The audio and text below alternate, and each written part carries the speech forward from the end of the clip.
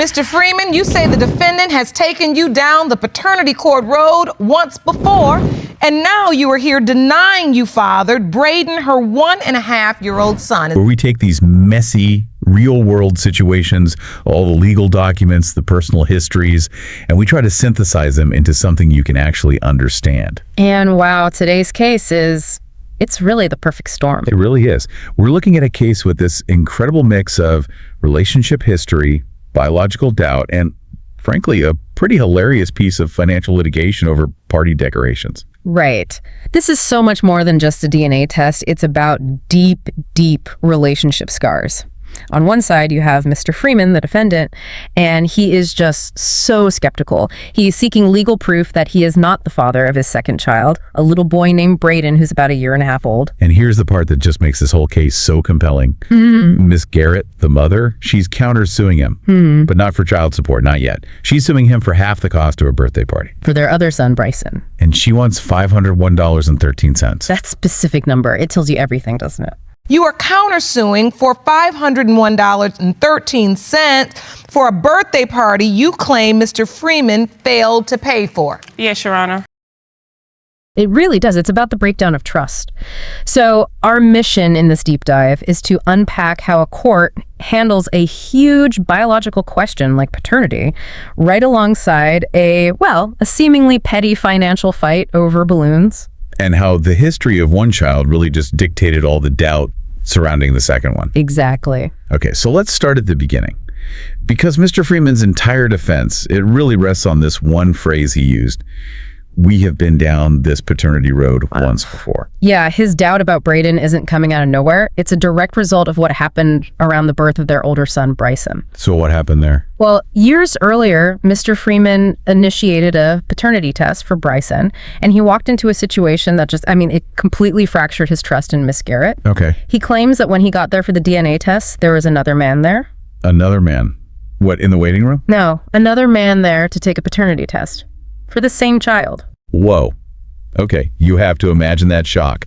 You show up, you're ready to confirm you're a father, and suddenly there's a potential rival standing right there. And Mr. Freeman insists he had absolutely no idea. No idea that she'd been with anyone else, and certainly no idea another man would be showing up for a DNA test. So that secrecy, or at least his perception of it, that's the poison that just seeps into their whole 8-year history. It is. Now, Miss Garrett, she clarified this in court. She didn't exactly hide it. What was her side of it?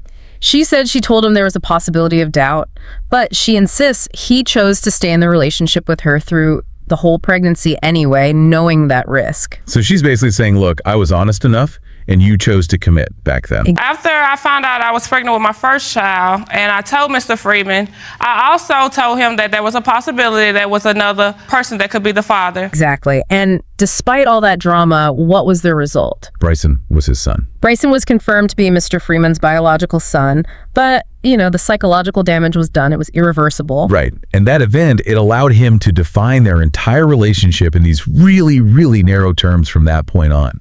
He made this incredibly strong statement to the court. He said they were never in a committed 8-year relationship. Never. He claimed the only time he was in a relationship was during the 2 pregnancies. He was only there, and this is his quote, righteously only for my kids. Wow. I mean, that's conditional fatherhood right there. His presence is transactional. Right. It's linked only to, gestation, to a DNA test, not a continuous partnership. But then you have to ask, if his loyalty was only to the children, why does that loyalty just vanish the second the romance ends? Which brings us right to the conception of Braden.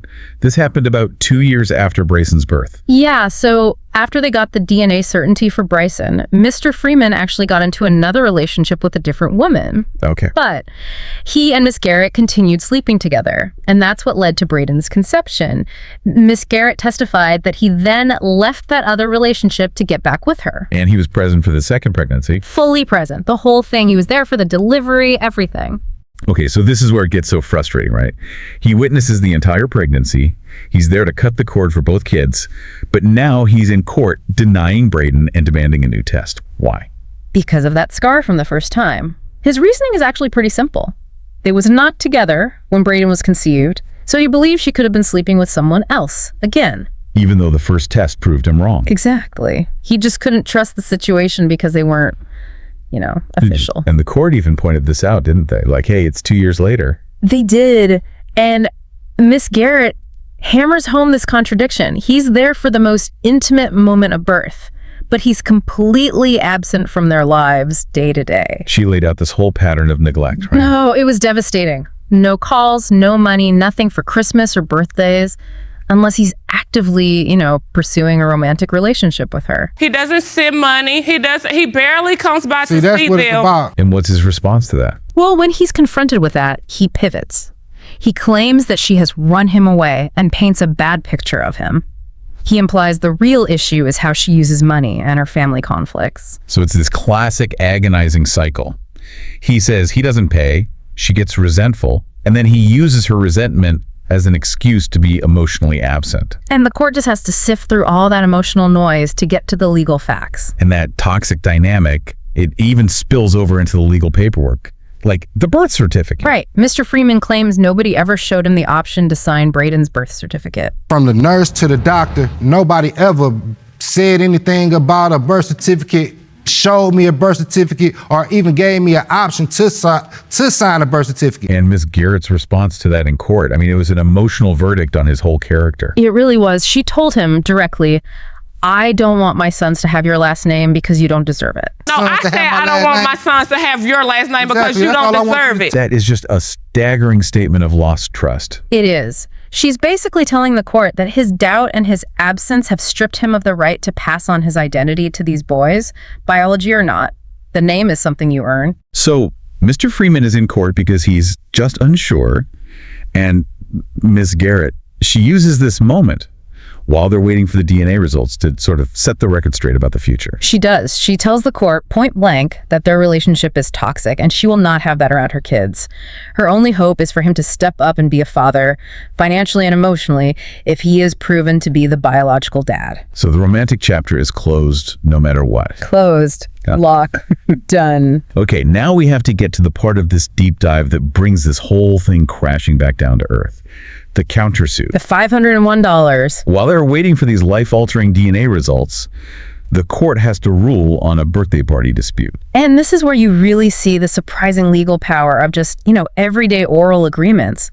She's suing for half the cost of Braden's first birthday party. The very child whose paternity is in question. The very same one. She claims they had an oral contract to share the expenses. And she came with proof. Oh yeah, she was prepared. She had receipts for everything. Wall decals, balloons, all of it. She testified that they were trying to get back together at the time. They planned the party together, and he explicitly agreed to contribute. And what's Mr. Freeman's defense against this? Basically non-existent. When the judge asked if he agreed to help pay, he just sort of vaguely said, I probably did. But he never paid a dime. He didn't even go to the party. He didn't even show up. His excuse was that he locked his keys in his car. Right. She said she asked him multiple times if he was coming. He kept saying yes, and then just a no-show. So this creates a really specific legal question for the judge, right?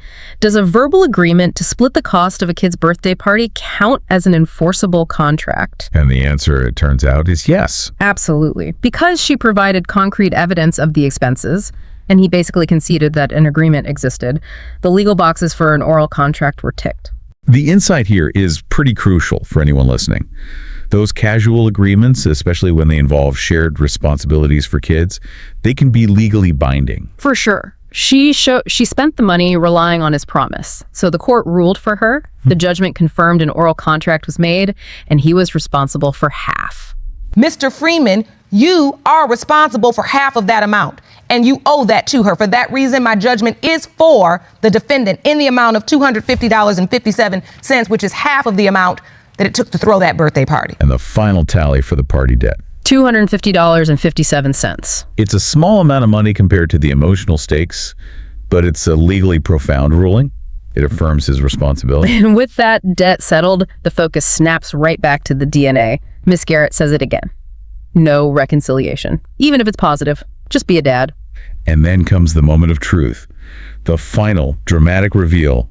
The question of 22-month-old Braden's paternity is finally answered. And the result is, Mr. Freeman is the biological father of Braden Garrett. So, after 2 pregnancies, 2 demands for paternity tests, and 8 years of fighting, both boys are his. Both boys are his biological sons. And what was his immediate reaction? Not an apology, not relief. Nope. An immediate assertion of his rights. He says, I'd like to see my kids. I get a chance.